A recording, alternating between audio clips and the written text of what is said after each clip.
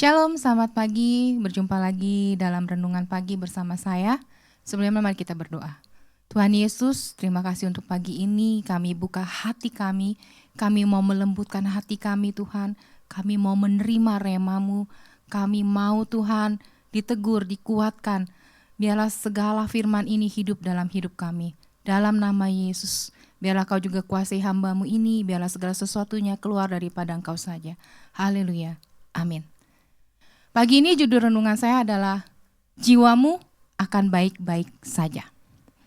Mengambil ayat dari Bapak Gembala di tanggal 26 November, Pengkhotbah 4 ayat 6. Segenggam ketenangan lebih baik daripada 2 genggam jeripaya dan usaha menjaring angin. Ini mengambil dari saya sendiri kesaksian. Dalam 1 bulan ini saya lagi ngalamin banyak konflik, banyak dilema, terutama untuk dalam pelayanan. Ketika di pelayanan saya menjadi koordinator renungan, itu saya mulai ada nih kelihatan orang-orang yang mengatakan biasalah kayak gitu kan, masa mungkin saya tidak baik atau apa. Padahal saya berusaha untuk menjadi orang yang baik, menjadi menyenangkan orang gitu kan, menyenangkan. Mungkin karena perkataan saya tuh ada hal yang membuat orang sakit hati atau terluka. Ketika saya ada ngobrol gitu kan dengan seseorang, omongan orang ini justru melukai hati saya. Selama berapa minggu ini hati saya gundah gulana gitu kan. Terus saya bilang gini, Tuhan, ternyata memang kalau di dunia pelayanan gitu kan, di dunia kita ini serem juga ya gitu. Saya selalu bilang ya udah kalau kayak gitu daripada orang lain yang mundur lebih baik saya yang mundur, ya kan gitu. Maksudnya daripada orang-orang yang saya pimpin mundur karena saya satu orang, ya lebih baik saya yang mundur gitu kan. Sampai ada satu waktu Roh Kudus bicara gitu kan sama saya. Roh Kudus bilang bahwa Roh Kudus mengingatkan bahwa kata-kata Bapak Gembala dan Ibu Gembala ketika dulu gitu ya ngajarin kita gitu. Ibu Gembala selalu mengatakan kita tuh keset gitu kan. Ibu Gembala bahkan mengatakan saya tuh hamba Tuhan, saya tuh keset gitu. Kita mah jadi hamba Tuhan gak bisa ngapa-ngapain, kita mah salam lulu deh, Ibu Gembala mah salam lulu gitu. Bapak Gembala juga selalu seperti itu. Yang salah selalu dibilang ya salah, yang benar juga kadang-kadang selalu dibilang salah. Jadi ketika Roh Kudus berbicara seperti itu, saya bilang, ya juga ya, kalau mereka aja memimpin orang yang lebih banyak, mereka sering disakiti oleh kita nih, gitu kan. Apalagi saya mungkin baru berapa puluh, sedangkan Bapak dan Ibu Gembala tuh banyak gitu kan. Saya berpikir bahwa sebelum minggu ini nih tanggal 26 November, hari Sabtunya kan kita doa pagi. Di situ ada pernyataan Tuhan bahwa Tuhan bilang, hati kamu tuh lagi gak baik-baik aja gitu kan. Datang sama Tuhan. Ya. Waktu itu memang Tuhan juga ingin pakai saya, tapi saya bilang gini, Tuhan saya gak berani karena hati saya lagi gak baik-baik aja. Kalau Bapak Gembala bilang banyak yang jiwanya sakit, tapi saya berpikir dengan hal-hal seperti ini ya, kata-kata orang gitu kan, termasuk dengan kata-kata saya, kita saling menyakiti, kita saling ingin menyenangkan hati orang, tapi ternyata itu nggak bisa. Jeleknya saya, kalau ada orang misalnya ngomongin saya gitu ya, saya tuh cepet mengcounter buruknya saya gitu. Itu yang harus sampai sekarang saya harus belajar gitu kan. Saya bilang gini, Tuhan enggak, kalau Tuhan ngasih saya renungan isinya tentang sasaran si iblis gitu kan, tentang sakit jiwa gitu kan, saya waktu itu pernah bawa tentang skizofrenia gitu kan, masa sih saya juga harus masuk ke dalam hal ini. Tapi Tuhan bilang memang saya harus izinin kamu supaya kamu tahu. Jadi ketika saya gundah gulana, saya gak nyaman. Bapak Gembala minggu lalu juga bilang ya kan, di hari tanggal 26 itu bilang, kita tuh harus ada pintu ya kan, dari segala sesuatunya kita harus ada pintu ya kan. Kalau di Harnas Anak Muda waktu itu Bapak Martin juga bilang kita harus keluar gitu.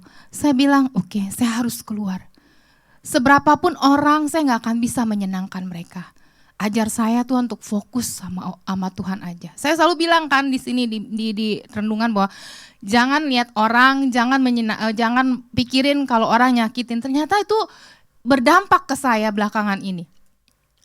Mungkin orang kalau lagi nggak suka sama seseorang pasti ngomongnya gitu kan ya kan, maksudnya ya gue sakit hati sama dia gitu kan kata-katanya. Saya tuh tipenya orangnya open. Ya kalau saudara mau buang sampah, saudara harus dengar sampah dari saya juga gitu kan. Saya bilang si A nih gitu kan, si A sama orangnya begini-begini, gue nggak suka gitu. Tapi saudara tahu nggak, ketika saudara nggak suka sama orang ini, apakah saudara bersedia untuk mendengarkan buangan sampah dari si A? Enggak kan? Nah, ketika saya bilang oke, ketemuin aja, ya kan, orang ini bilang mereka nggak mau. Jadi saya pikir saya harusnya menang di atas angin. Kalau memang orang yang benar, orang dalam satu Tuhan itu harus menegur, mengasihi, ya kan. Kita nggak boleh menghujam saudara kita dari belakang. Tanpa kita sadari kita tuh setiap hari, setiap waktu kita sedang mengiris jiwa kita sedikit demi sedikit untuk menyenangkan orang lain. Belakangan ini saya lagi nonton film Korea, judulnya Daily Dose of Sunshine. Ceritanya tentang dokter yang perawat yang menangani orang-orang yang sakit mental di rumah sakit. Di situ saya mulai berpikir, oh ini sama persis dengan firman Tuhan yang Bapak Gembala bagiin. Benar juga ya, 5 tahun terakhir dari tahun 2019 masuk ke tahun ini, semakin banyak orang yang mentalnya sakit. Saudara, pagi ini saya nggak tahu pergumulan saudara apa.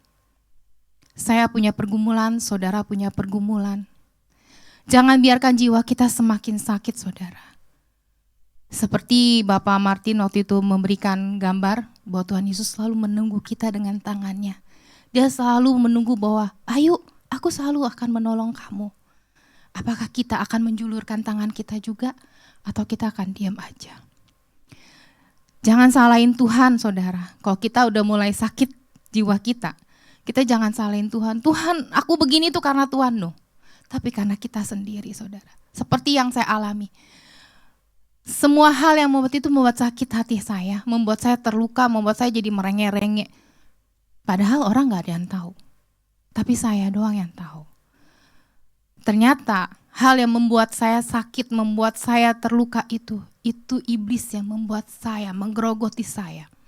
Ayo saudara, kalau saya bisa keluar, saudara juga harus bisa keluar. Mari kita berdoa. Tuhan Yesus, terima kasih untuk pagi ini, terima kasih Tuhan untuk setiap penyertaan-Mu yang luar biasa.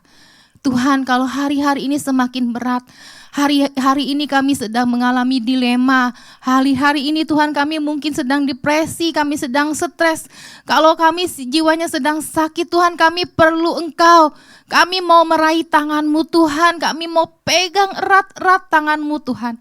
Jangan tinggalkan kami, jangan lepaskan kami juga enggak mau lepaskan tangan kami daripada Engkau. Taruh kuasa-Mu atas lidah-Mu, bibir kami masing-masing, hati kami Tuhan. Kami mau lembutkan hati kami mau buka untuk setiap rema yang baik yang menghidupkan iman kami. Terima kasih Tuhan untuk pagi ini. Dalam nama Yesus, amin. Terima kasih, Tuhan Yesus memberkati.